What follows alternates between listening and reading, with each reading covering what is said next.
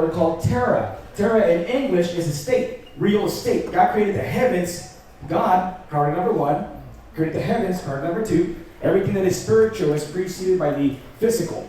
And number three, the estate, real estate. Then he goes and says a little bit later in Genesis, go out and subdue it, subjugate it. Right? Come on. Then we see the sabbatical year where people rested, turn into the Jubilee year. At the end of the 49th year and the 50th year, we've had all the land returned that was leased out to the original owners.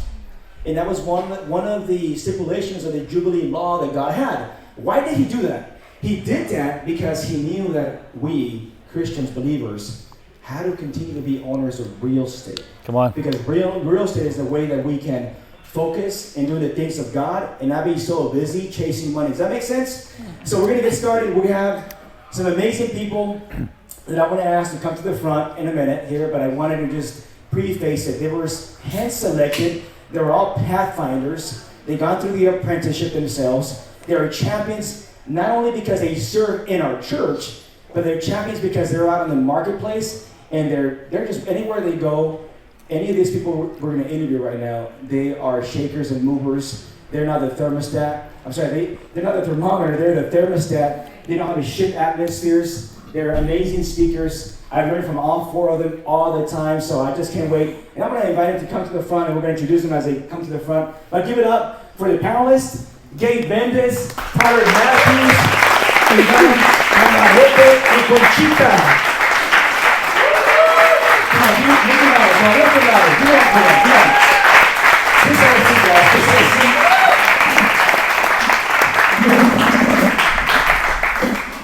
So we're going to get started, and I'm going to ask them to introduce themselves and what they do so you guys get to know who you're speaking to or who's talking to you. So let's start with Gabe. Yes, absolutely. Yeah, hi everyone. Gabe Mendez, born and raised here in San Diego, been in the real estate space for 10 years. Operate mainly in the residential, so a lot of first-time buyers, move-up sellers and buyers, 1031 exchanges. And I got started in the business because our family was a victim of predatory lending back in 2005. Bought our home, we ended up losing it 2 years later, so I went through that, understanding from first perspective what that feels like. So I decided to advocate for first-generation buyers and sellers. And all glory to God, we built a successful business, and just last year we were ranked number one in our company in the state of California. So thank you. How you doing, everyone? My name is Ivan Navarrete. I started my career in real estate in 2009 when the market crashed. I lost everything, went bankrupt. I was basically homeless, sleeping on my friend's couch, and rebuilt from there in Arizona. I specialize on long-term multifamily residential income properties. We purchased a portfolio of about 72 properties in 2 years, from 2009 to 2011. Actually 3 years, 2009, 2012 in Phoenix. Now our portfolio is sustainable, and that's one of our area of expertise. We're in the hospitality business. We own a wedding venue. We also own a pizzeria, so I consider myself an entrepreneur. But my most favorite is owning long-term real estate. That's our forte, which has given us the catapult to explore other endeavors. Come on. Give it a Good afternoon, my name is Conchita, and I'm a real estate broker with Coldwell Banker West. I've been doing this for over 45 years. A lot of people ask me, why aren't you retired? It's because this is my passion, my calling, and I love helping people. Come on, give it up for Conchita. That's awesome. My name is Tyler Matthews. I am a licensed realtor with EXP. My real estate journey started back in Phoenix, and like Gabe, had a short sale. My wife and I's first home as newlyweds went completely upside down, underwater. We sold it for a huge loss through that crash, and ever since then I've really kind of had a heart as well for buying and selling real estate. We moved to San Diego 10 years ago, immediately got licensed. We'd flipped quite a few homes in Phoenix after the downturn, after the crash.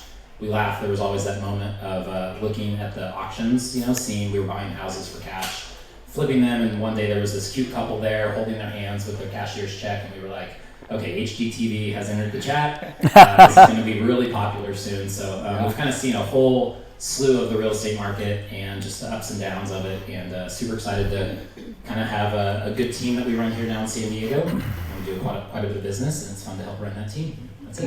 Come on, give it up for Tyler Matthews. And we're going to throw We're gonna go, you know what? Ladies first. Why don't we start with Conchita? Conchita, so the first question we're gonna ask, all three of you guys. So Tyler's a realtor, Conchita is a realtor, Ivan is a real estate investor, not a realtor, Yes. and Gabe is a realtor. Although all these people invest in real estate, they're all investors as well. But question for Conchita: what is the very first step someone should take when they are starting or thinking about buying their first home, even if they're not ready to purchase just yet? I think the most important part is to meet with a professional, either a broker or a lender. Usually, as brokers, we work in conjunction with a lender. The mindset in San Diego is that you'll never be able to buy a house, but I feel that if you want, if there's, and they talked about it today at the conference, you can, you just have to plan.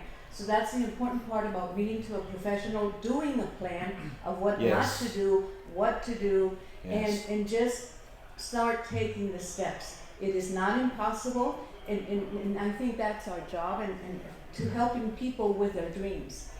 We all have the dream of owning real estate, and that's our job.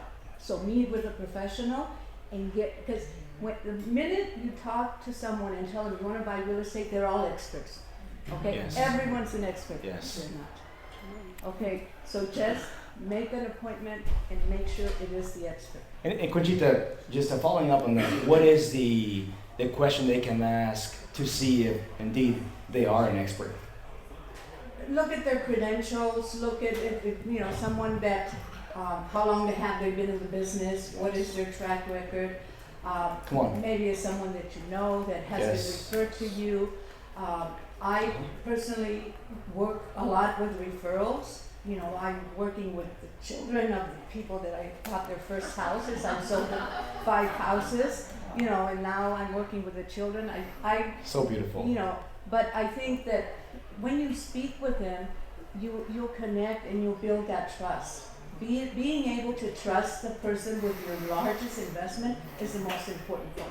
Wow. I can Wow. get all the bells and whistles and do all that. Talk to the person and trust. Build that trust. I think that's the most important part. Build that trust. Yeah, Thank you. yeah. Give me a microphone to Tyler. That'll be amazing. Thank you, Conchita. Same question for you, Tyler. Same question for you. We're going to go fast because we have 19 minutes, but same question. Yeah, I'll go quick. I would say everything Conchita said is spot on. If you're married, you really need to make sure that you guys are on the same page. A lot of times I see couples that come in and their dreams and desires are so different, and so getting on the same page, and I think a lot of that starts with partnering with God first and really dedicating. I would say if your dream is to own your first house, maybe it's this year, maybe it's next year, I would start tonight by committing that to the Lord and really praying hard on it and letting Him open those doors. Marco last night gave an amazing message. Sorry, personal friend Marco, Pastor Marco. Gotta get better than that. Pastor Marco gave a really good message last night. He said he had 10 businesses that he started. 7 have completely failed, and 3 are operational, and 3 are profitable. And he said 3 were God ideas, and 7 were just good ideas. And so as you kind of dive into the world of real estate, you're going to come up with some good ideas. And like Conchita said, everyone's an expert. You're going to have a lot of other people's good ideas. But partner with God first, get a God idea, and then with your spouse, or even if you're single, just chase it. Don't look back. So good. That's good. Now let's give it up to I'm sorry. Let's pass it on to Gabe. And Gabe, same question for you, and then we'll go to Ivan. Yeah, so I would say the first step is to contact a real estate agent or broker because that person will have vetted relationships. So sometimes people think, I'll just go talk to my bank with them, or I'll talk to this lender here. But if they haven't been vetted by your real estate agent, it's pretty tough. And if they don't have a working relationship with your agent, it can make the transaction tough too. So you have to make sure that your real estate broker or agent have a really good relationship established with the lender. So find a really good agent, a really good lender first. The first step is just reaching out. It's probably the hardest. The best way I can make it relatable is it's like the gym. The hardest part of working out is just showing up. But once you get there, you're happy that you did. Same thing here. Call the agent, schedule the appointment, show up, and allow the lender to run your credit. I hear a lot of people say, no, I don't want to run my credit. It's going to ding it. It'll be negative. But if you're not going to finance anything else, then it shouldn't matter. Well, it's like going to the doctor and telling the doctor, I'm hurt, I broke a bone, but you're not allowing them to run your vitals, x-rays, MRIs, well, how can they give you an honest answer of everything if they can't look at your full financial situation? So let them run credit, bring 2 years of tax returns. Well, that's probably going to be another question next, but the first step would be to contact an agent, let them run your credit, and let the agent refer you to a broker, a lending broker that they have a relationship with. Come on, thank you. Yeah. Let's hear from Ivan now. Ivan, you're not a real estate agent, but you got a lot of property. I know, so you're a personal friend of mine as well. So, as everyone here in the panel, but tell us, what is the first thing that you would recommend for someone to do, or what did you do in your? What did Ivan do when you first started? When I first started, well, I went to Phoenix to visit a friend for a weekend, and I had taken a few workshops in investing in rental properties with Mike Watson. So I was a seminar junkie for about 3 years, and I decided to pull the trigger in 2009. So 2006, and then 2009, I decided to pull the trigger, and I was still nervous. So I applied one concept or two concepts out of like 30 concepts that he taught us. And what I did is I adopted the niche of just buying 4 properties, rental properties, residential rental properties on 4 units to maximize the cash flow.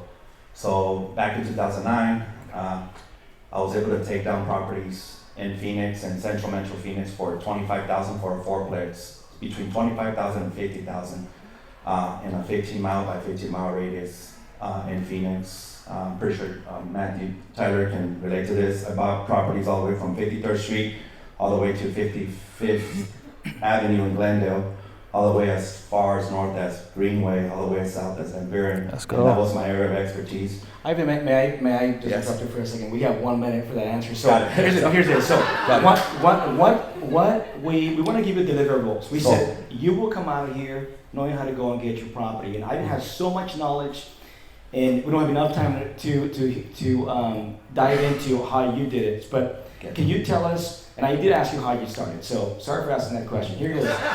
Paraphrased. What can somebody do that doesn't know where to start to get their first home?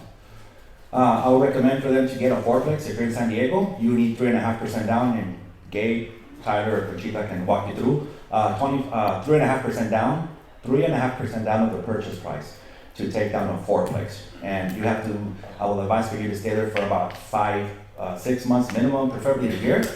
And then you guys can graduate to buying another property, which is a 3 units. And then give it about a year, and then buy a 2-unit duplex. Then on the 3rd year, you'll buy your house.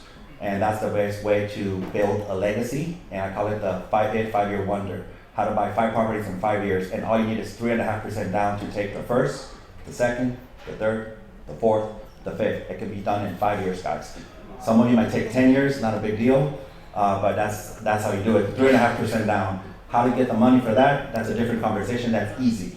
The hardest part is to find the deal, and that's where these professionals are at. 4-plexes, triplexes, duplexes, and then you plateau on your house at the end. Don't buy the house first. Buy the house at the end. That'll be the best sacrifice. That is beautiful. Give it up for our board. Great way of answering it.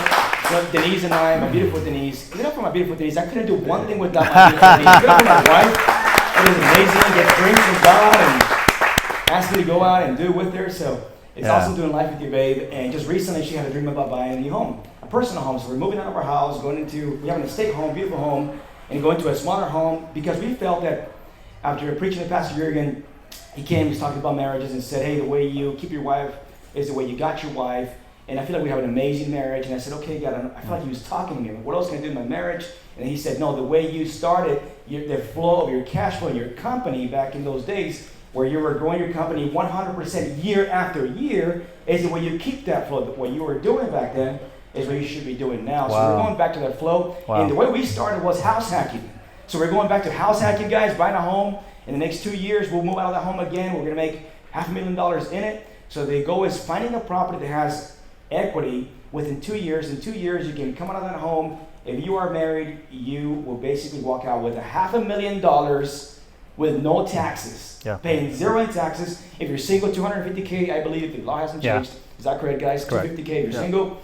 So that is one of the ways that we have built wealth, is house hacking. That's really buying a home, moving into it, getting a personal home loan, not an investment loan, and continue to build your legacy. If you do that for 10 years consistently, you'll be a multi-millionaire. Your net worth should be in 10 years at least $5 million. But I tell you, if you test me on this and you do it, you won't be a multi-millionaire at $5 million. You'll probably be a multi-millionaire over $10 million at the end of 10 years.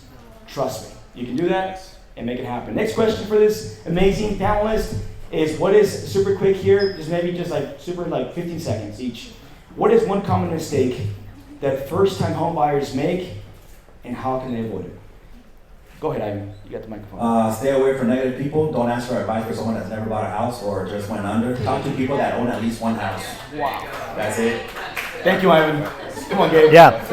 About 15 seconds. Yeah.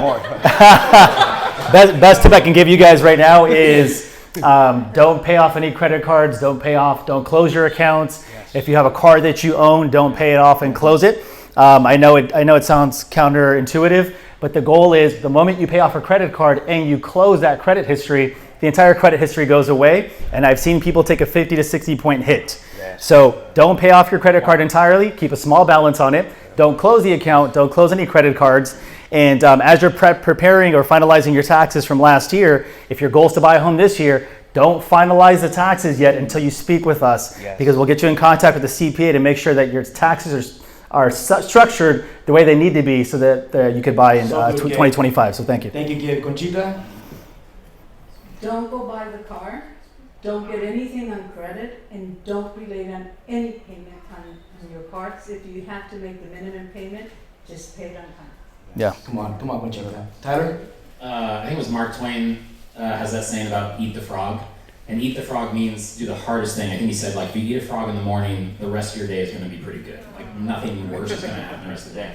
And by that, sometimes eating the frog is getting your finances in line, or maybe calling that realtor, calling the mortgage broker. Having a realistic budget before you guys go look at houses or stop by that pretty model home, you're really setting yourself up for potential heartbreak if you're out looking at houses and you have no idea what your budget is. So eat the frog, get your finances right, figure out what your budget is, and then start to go look at houses. Yeah. Tyler, you go again. You can. Yep. So we have question number 3. For those who feel overwhelmed by finances, what practical tips do you have for budgeting, saving, or improving credit to prepare for homeownership? And I would say this, Tyler. When it comes to budgeting, it's important that you understand the cost opportunity of the money that you have on hand right now. When I was a youngster, I'm 42 now, I started in real estate when I was 21. And I'll tell you that I had this financial calculator on my phone, on my BlueBerry back then, and an Excel spreadsheet. And I would, if I had $100 that I was going to spend in new shoes, or $200, I would punch it in. And I knew that I could make 30% of my money on a yearly basis. And I would compound that times 10 years. And if you do that, so if I would spend $200 in some shoes, I would be spending more like $900 10 years from now. If I was going to go on a vacation and spend 10 grand, that would have been more like 60 grand 10 years from now. And when you start controlling your money, thinking about the opportunity cost of that money 10 years from now, it's easier for you to save and not feel like you're being, a penny cruncher. So, Tyler, I love that. So good. Or can I pause right here? Please. Yes. Hey, there's a gray Ford Fusion. License plate starts with a 7. It's parked in front of the bus stop, not in a red zone, but it's supposed to be red, and it's about to get towed by the MTS. So if you own a gray Ford Fusion parked on the street, now's your chance. Thank you, Alan. Thank you. Go get it. I gotta go. Illegally parked somewhere. So I would probably go back a little bit to what I was saying, just regarding getting the whole picture. I can't echo Gabe enough with allowing a mortgage broker to run your credit. Yes. It is really, really wise to make sure that you know what your budget is, what the monthly payment is. And a lot of times, especially with first-time home buyers, but also people that are getting trapped into this world of comparison, they're seeing all these, and I'm not knocking big God stories around real estate. I love them, love being part of them. But don't get so caught up into this big comparison game where you feel like you need to go buy the $2 million house and you need to have the mega mansion in the backyard. Yeah. You don't know what those people have sowed. You don't know how many properties, how many house hacking over the course of years they've done to get there. So just don't get caught up in comparison And I'm like full of sayings today, like Mark Twain the frog. But the other one I think is when is the best time to plant a tree? Yesterday. The second best day is today. So don't feel like you've missed the boat. Like there is still plenty of opportunity out there. San Diego is a great city with lots of appreciation ahead. But yeah, don't get caught. Tyler, question for you. Yes. Well, just you made me think of how you said you couldn't agree with Gabe more on finding a lender first. Would that be the first step for a first-time home buyer, finding a lender? Is that the first step? I think so. I mean, certainly you can go to a realtor first. Now, I'll tell you right now, as realtors with RESPA, legally we can't get paid by a mortgage broker, right? So there's no double dipping anymore. There's no a lender sending me a check if I send them a referral. But the relationships definitely do matter. And when it comes, especially in terms of competing with multiple offers, which I do believe will happen again fairly soon, it is really important that you're hiring a team that you know can work well together. Typically, it's going to start with a realtor who's going to refer you to a great mortgage broker. Tyler, would you agree that a realtor like yourself, or the people here on this panel, would know better which brokers are strategic and work hard and diligent than someone that's not in the business? 100%. Yeah. I mean, this is what we live, eat, and sleep is real estate and the relationships, especially. I mean, there is 100 years of real estate experience up here. We know not only who the good ones are, but also the ones that, like Gabe said, predatory lending and places that they're going to run wild pre-approval letters. They may not even really dive in deep, and they're just setting up for failure. So yes, absolutely. So thank you, Tyler. Thank you. Let's go with Conchita. And so clear roadmap. Number one, I would say real estate agent that you trust. Yeah. And then he'll connect you. Number two, with an amazing broker or loan officer. Cool. Yeah. Conchita? I think that the most important part is after you meet with your broker, the broker will match you up with a lender that will fit your needs. Because there's loans for first-time buyers. There's a lot of money for first-time buyers. Some of them are tied to your income or the area, and some of them are not. And you will hear about first-time buyer money, and Could you speak on a microphone, please? Oh, yeah, I'm sorry. That's a, Thank you. So, running your credit, getting your finances, knowing how much you make, how much you need, how much you're going to need for a down payment, are the most important. And don't be afraid of it, because if you don't know it, you can't fix it. Mm-hmm. And Conchita, may I ask, what is the one tip for budgeting? For someone who doesn't have a down payment just yet, a budgeting tip from you. I think that sit down and write down all of your expenses, and maybe take 3 months and journal where every penny goes, because sometimes we don't know. That Starbucks coffee that's, I don't know how much it is, maybe it's cheaper to go buy an espresso and make your own coffee. But find out, and I think if you do it like for 2-3 months, you'll find out where your money is going and where you are throwing away your money. Wow. Number one. Number two, again, when you meet with a lender, there's a lot of money out there to help you with down payment assistance, to help you with the closing costs, and they will show you how much money you're going to need, because you can't focus or you can't have a vision if you don't know where you're going. That is so true. Thank you, Conchita. Thank you. Ivan, someone who doesn't have the down payment, you said it was so easy to get the money. It's easy. Give us a 30-second. How to get it? You guys ready? Well, there's many ways, right? A lot of people have 401k retirement money from retirement accounts. A lot of you may probably used to work for some of you guys state workers, or used to work at a company where now you guys are at a different company, and you'd be surprised how much money you could probably transfer from your previous 401k or retirement account. You can transfer it into a self-directed IRA, and you can use that. I mean, that's one option. There's also gift of equities. First-time homebuyers, lenders allow for the 3.5% to be a gift as well. So that's why I encourage people to buy a fourplex for the first time, because they'll also use the other units, right? If you occupy 1 out of 4, they'll use the supplemental income of each unit to help you for qualifying purposes. Mm-hmm. So there's more to it, but that is awesome. That's where I can narrow it down now. That is great. Ivan. Thank you. Now, Gabe, what are a good saving tip? A good saving tip that you've seen that's worked for your clients? So first number one, get a financial sheet, understand what all your expenses are. Write everything down, every single recurring cost, credit card, write everything down. If you guys need an example of a sheet, you guys get in contact with Chris and I can send you one that we use and the ones that we send out to our clients. But write everything down, number one. And then number two, look at your credit card expenses that have the highest rate. So whatever has the highest interest rate, let's just say you have 30% of your money that goes to your recurring, cars, etc., things that you have to pay for. 20% goes to whatever else you have, and then 50% money's left over. So 25% of that money should all go towards paying down your debt, highest interest rate first, and the other 25% goes into a high yield savings account, so like a money market account or something like that. And then eventually, once you pay down those high interest rates, then you can move everything over to the high yield savings account.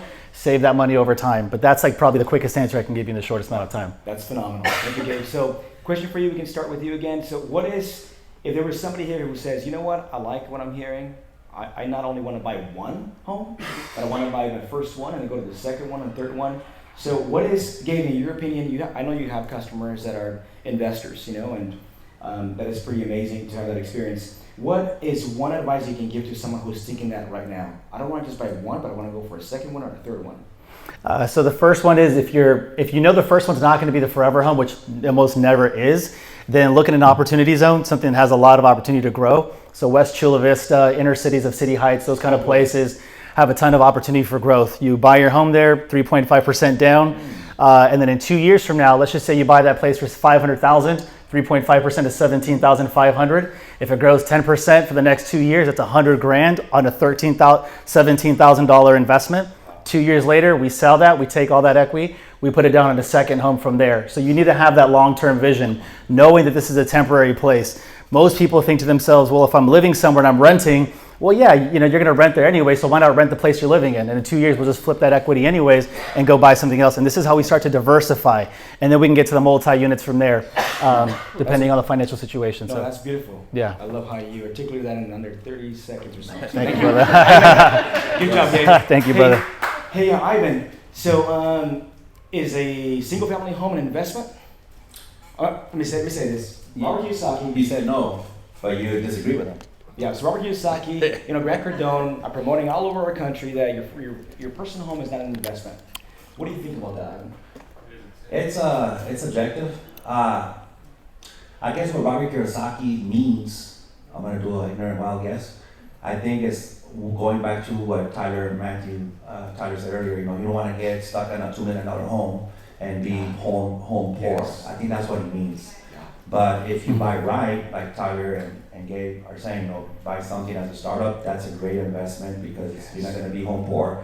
You're not gonna buy more than you're not gonna be home poor and putting all your income into the mortgage. So I think that's what it means. But it is an investment. So good, Ivan. So you forgot to finish the sentence. So anyone, I like that, Ivan. So anyone who has a single-family home in California and holds it for 10 years is almost a millionaire or a millionaire, maybe even a multi-millionaire. If you're in San Francisco, places like that. Yep. So by definition, your home is not an asset because it's not producing income. If it doesn't have a granite flat or something like that, or a dinner suite, right?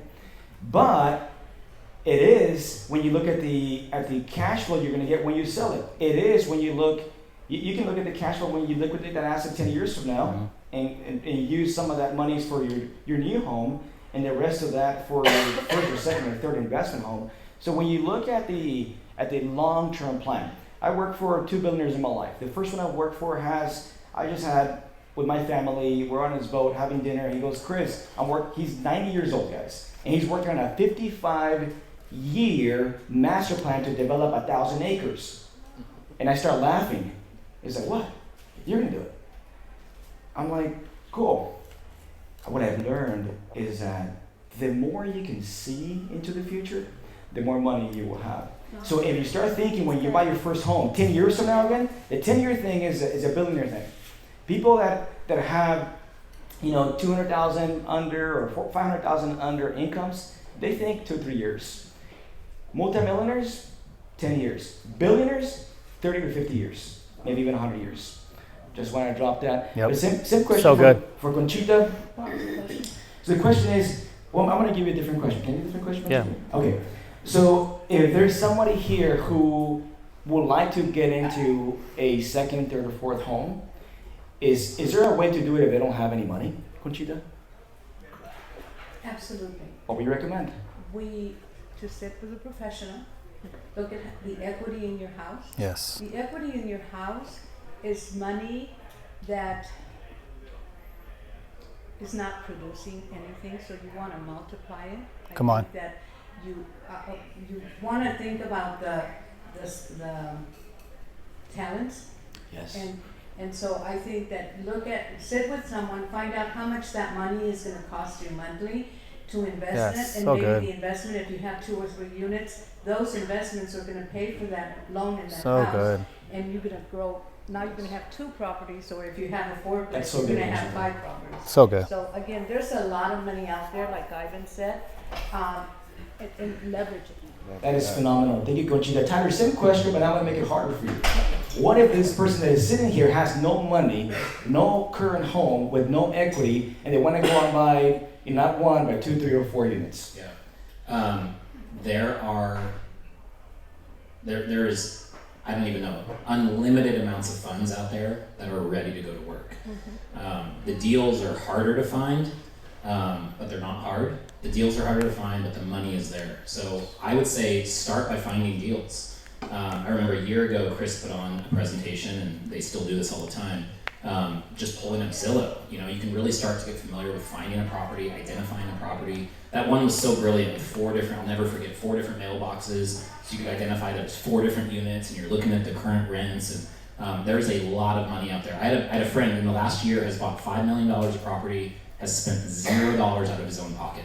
He's leveraging other people's money, he's finding the deals, he's running the numbers, and he's taking it to really good, savvy real estate investors that are happy to deploy the funds to make things work. I love what you just said, OPM, other people's money. There you go. So one of the ways that you can buy properties without having the money to go out and do it is creating amazing partnerships. Yes. And I believe that people are afraid of partnerships because of the fear of losing that relationship.